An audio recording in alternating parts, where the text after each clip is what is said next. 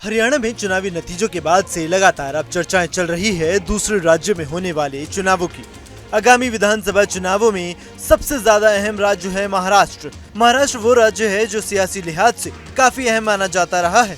हरियाणा के बाद कांग्रेस के लिए दूसरे राज्यों में अब टेंशन बढ़ने लगी है। उसकी वजह यह है कि हरियाणा में जिस तरीके से कांग्रेस अपने बलबूते चुनाव जीतने का दावा कर रही थी, अब उसी को जोड़ते हुए उसके सहयोगी दल उसको आंखें भी दिखा रहे हैं। और यही वजह है कि कांग्रेस को उन राज्यों में झटका मिल सकता है जिन राज्यों में अब चुनाव होने हैं। महाराष्ट्र में कांग्रेस और उसके सहयोगी दल चुनाव में एक साथ चुनावी मैदान में उतरेंगे, लेकिन कांग्रेस क्या कुछ कमाल कर पाएगी, ये एक देखने वाली बात होगी।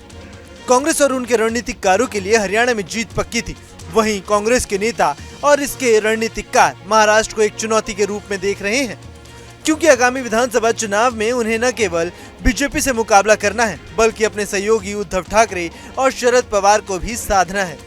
लेकिन हरियाणा विधानसभा चुनाव के चौंकाने वाले नतीजे महाराष्ट्र के लिए टेंशन बना रहे हैं। उद्धव ठाकरे की पार्टी ने पहले ही कांग्रेस के खिलाफ अपने तीखे तेवर दिखा दिए।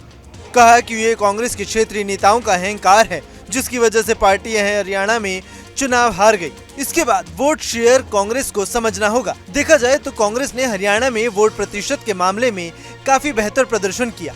साल 2019 के मुकाबले 2024 के लोकसभा चुनाव में भी कांग्रेस का वोट शेयर 18% की तरफ था।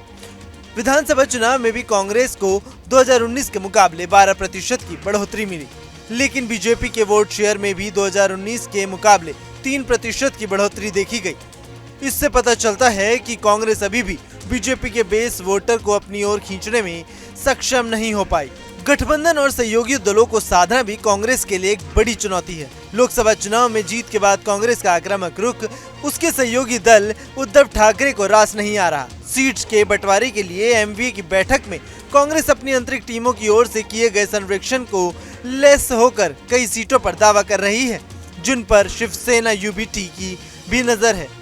कई कांग्रेस नेताओं ने सार्वजनिक और निजी तौर पर कहा कि अगर सीटों का बंटवारा उनकी मांगों के मुताबिक नहीं हुआ तो ये दोस्ताना विधानसभा चुनावों से पहले ही खत्म हो जाएगा। अगला सबसे बड़ा पॉइंट है, लोकसभा की सफलता विधानसभा में जीत में तब्दील नहीं हो सकती। बीजेपी के खिलाफ सत्ता विरोधी लहर और संविधान की कहानी ने हरियाणा और महाराष्ट्र में ही कांग्रेस को 2024 के लोकसभा चुनावों में अपना प्रदर्शन सुधारने में मदद की थी।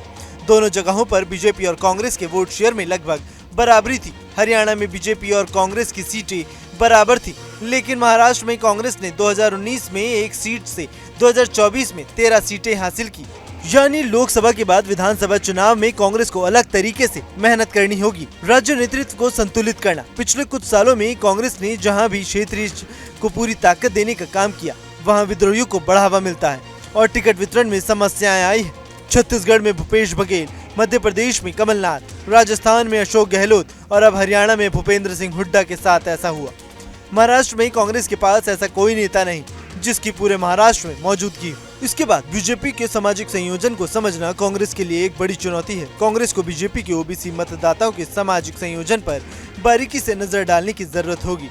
लोकसभा में मुस्लिम, दलित, आदिवासी और मारवाड़ा में मराठा ने पार्टी की मदद की। अब देखना होगा कि कांग्रेस को हरियाणा से मिले झटके के बाद महाराष्ट्र के लिए क्या कुछ सबक मिलता है।